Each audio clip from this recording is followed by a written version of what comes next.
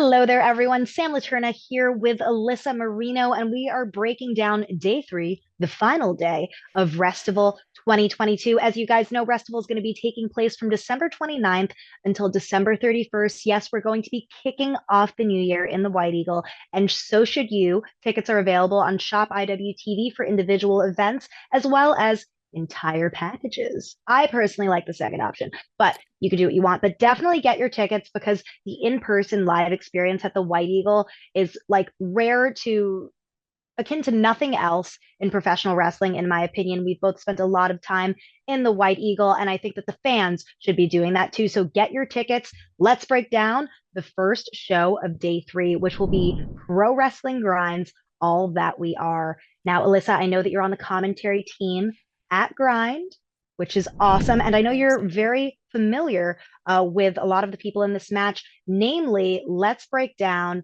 a match that I'm really excited about, Skyros versus JD Drake. I think that JD Drake is going to give Skyros the fight of his life. We know that JD Drake has tackled a young competitor or two in the form of Desmond Cole, Rip Bison, Alec Price, and really forced them to dig really deep as you know, when they were younger competitors, say for Alec or for Rip, and then months ago for Dez at Limitless. Now I think that the officials at Grind are explicitly bringing him in to do the same with Skyros. Yeah, and Skyros we saw kind of take a little bit of a nasty turn recently, aligning himself with Travis Huckabee and doing some really dastardly, underhanded things. So, if anything, I think that this was something that was set forth as maybe a way to put Skyros on the straight and narrow path or just kind of knock some sense into him. I'm not really sure, but either way, I know that JD Drake can deliver. Skyros is a very talented competitor, but like we said, has we've seen a little bit of a nasty side of him lately. So it'll be very interesting and fun to see him tangle up with JD Drake. But another thing when we come to the world of hosses, I'm very excited that we will be actually having the first ever street fight in Grind history between Logan Black and Manders. Certainly no love lost between these two. But yeah, just a little fun. Wanted to mention that one that I'm very, very excited about. I mean, I think that should be a good one. Whenever Manders is involved in a street fight, I want to stay a minimum of 30 feet away from the ring. Yeah. Not that I recommend the fans doing that. Get as close as possible to the action. Myself err on the side of caution. Unless you see the action coming toward you and then get out of the way, just be safe. You know? Good point. Yeah. Stay vigilant. At all wrestling shows. Another match that I'm really excited about is Delmi Exo taking on one of her idols in the form of Emmy Sakura. This is a match that I think has just been so long in the making for Delmi. She has, made sojourns out to Japan, training at Marvelous. We know that Japanese wrestling, Japanese strong style particularly, she has such an affinity for, and we certainly see that in her in-ring work. But I really think that this is going to be the fight of Delmi's life. She holds victories against Willow Nightingale this year, but Emmy Sakura is just such a seasoned competitor. I think that this is a very similar match in many ways to JD and Skyros, in that Emmy Sakura is going to test Delmi and put her to her limits. Which I think is exactly what Delmi is expecting going into this matchup. Delmi even said and kind of talked about the matchup online as kind of her calling her shot. She said this is a matchup that's going to take her to the next level as a competitor. And I mean, Emmy Sakura has trained some of the greats. And I think that that's something where Delmi wants to almost measure herself against, royalty. I think that this is really her opportunity to do that. I think Emmy's coming in here too, full head of steam after just becoming the DPW Women's World Champion. So this is something for the God Queen to really contend with. And I'm very, very excited to see it happen. Me too. And a win for Delmi Exo could really propel her to more opportunities in Japan. You never know. I certainly wish her the best in that match. It's going to be a hard fought battle. But another match that's going to be an absolute barn burner is going to be Jay Freddy versus OShea Edwards. We know that Jay Freddy competed in the Emerald 12 tournament, defeating Travis Huckabee to become the inaugural Grind Grand Champion, and he will be defending that belt against OShea. These are two big boys, two hosses, two strong, muscular men that might, quite frankly, break the ring. It it could happen. It's something too where OShea Edwards advanced in the first round of the Emerald 12 tournament, but wasn't able to compete in subsequent matches. So he then was entered into the four-way number one contenders opportunity at Celebration Day, where he was the last competitor eliminated. Rip Bison went on to win that matchup and had a hard-hitting challenge for the Grand Championship at Sinister Urge. Do yourself a favor, watch that one back, because it was tons of fun. And that's really what Jay Freddy is coming into this matchup with, a full head of steam, coming off of Sinister Urge, coming off of a successful title defense. But the question is, can he do it again against the big bad kaiju? Well, we'll have to wait and see, guys. Check out Grind. All We Are coming at you on the final day of Wrestival. Tickets are $30, shop IWTV. But moving on, we're going to be heading into Limitless High Strung. This is my personal favorite for the weekend. I love a good Limitless show. Tickets are $30. We're going to be seeing Mike McCarthy return to wrestling after years away against Alec Price. And Mike McCarthy is such a stalwart, almost this like mythic creature of the New England wrestling scene. He's someone that really helped rear Alec in wrestling and put him in his place when he was just, kind of a rough, tough boy from Boston before really coming into his own and becoming the wrestling competitor that he is. And I know that this match is really important to Alec. So what a way for Alec Price to return to Limitless Wrestling since losing that Limitless Championship to AC Romero months back. And truly to be able to almost pay back someone that was such a presence in your formative years in this sport. It's a really full circle moment, and it's really exciting. And if Ultimo X is successful at Wrestling Open against former WWF Hall of Famer Sidney Bacabella's friend, I believe tonight on Wrestling Open, be sure to tune in on IWTV at 8 p.m. We will be seeing this matchup, and I hope and pray that everything goes well for Ultimo X. I do too, because I want to see this matchup. I want to see all of the matchups that are set to happen with Alec Price involved, but it's ultimately up to Ultimo X to, win one for the team, shall we say? We shall say. Yeah. But another matchup too that's happening at Limitless that I'm super stoked for is a match that's been kind of brewing for a bit. We've had Rip Bison and Anthony Green have been slinging verbal and textual barbs at one another since the lead up to Chasing Forever back in September. AG made the joke that he defeated, I hate that I love the pun, but he took Rip Bison's boot off. He used his weightlifting belt to roll him up. And then at Fresh Blood, Bison actually made sure that AG couldn't use dishonest tactics against Big Beef. And then AG attacked Rip after his match that night. It was a whole big thing. But and with his back turned too. So it seems that AG has turned a leaf since coming back from Pro Wrestling Noah and his overall journey in Japan.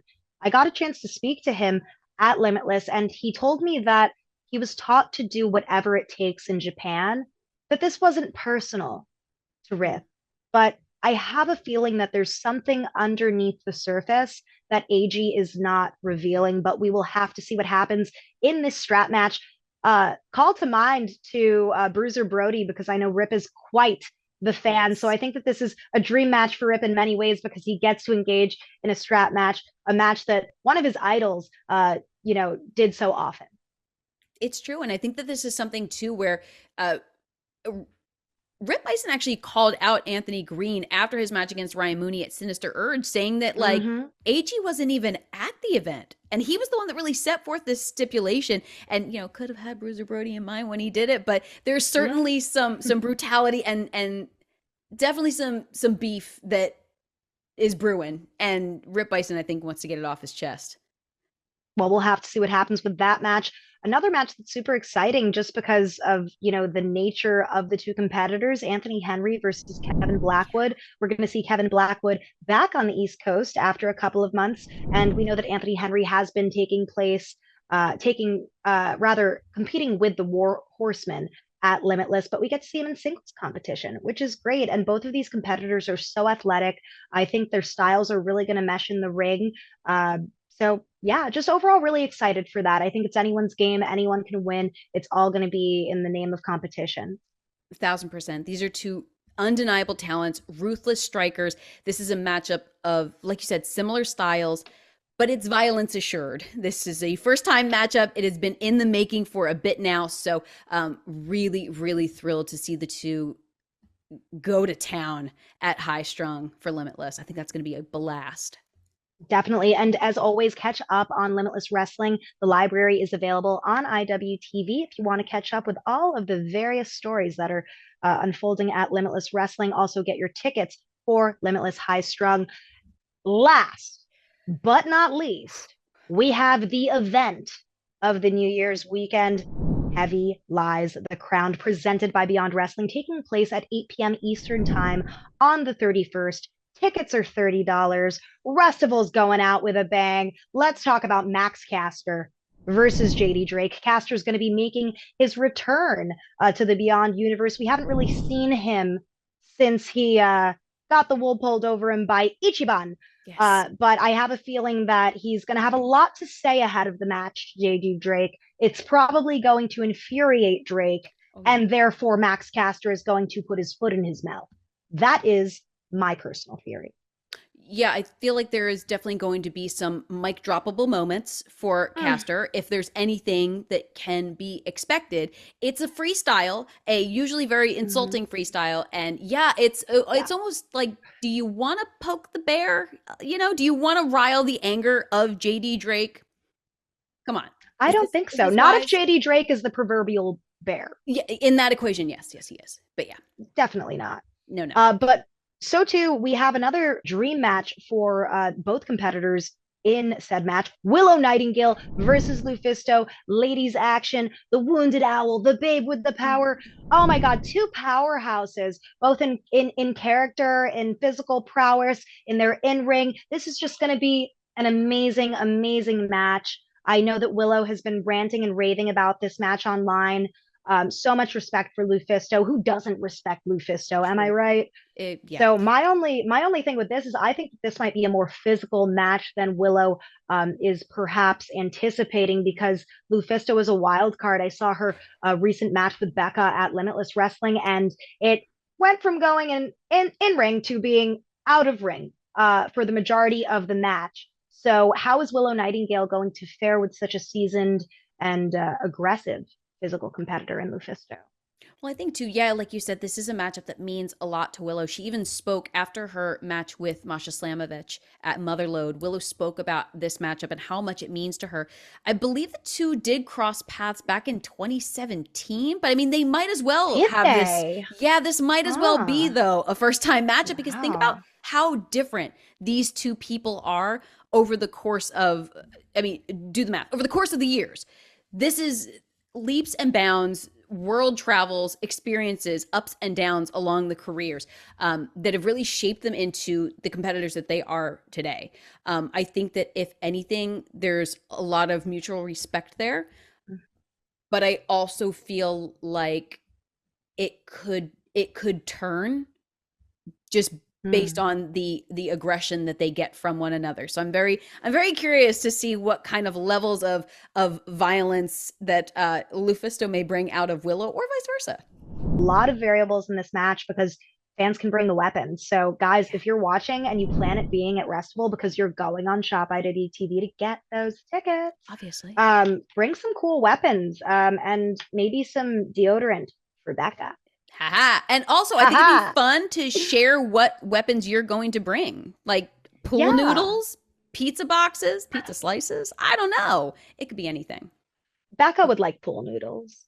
Soft things. No, bubble wrap. Hard, shiny. Yeah, bubble wrap. We'll get her to spin this narrative, I'm sure. It's true. Sure. It's true. She's good. And of course, at Heavy Lies the Crown, we are going to finally see the culmination of the T4 Summit, the IWTV Tag Team Finals. We don't know who the teams are going to be. We know who the contenders are. So you'll just have to wait and see. And of course, catch IWTV Class of 22 so that you're all up to date on that, whether you are going to be watching on IWTV or live. Yeah, I don't know who's going to win the whole thing. I just know that it's going to feel super awesome for that team to be in their glory with those belts. It's really special to be an inaugural winner of championship belts and really begin lineages in It's professional true. wrestling. It's truly a way to set the tone, and not only are you setting the tone as inaugural IWTV Tag Team Champion, you're setting the tone for the year of 2023 because it's going to be right around the corner at the end of Heavy Lies the Crown. Yeah, someone's going to have a lot to celebrate. I know we're going to have a lot to celebrate when we are done working, of course, at like 2 in the morning after New Year's. Yeah, mm-hmm. But Labor you of know love. what?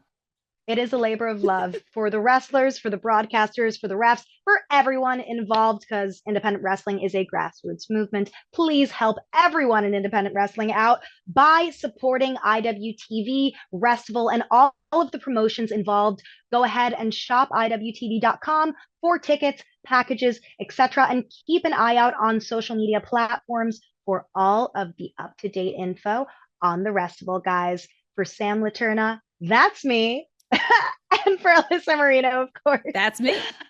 We will see you guys at the Wrestival. We are looking forward to the matches and to seeing your lovely faces.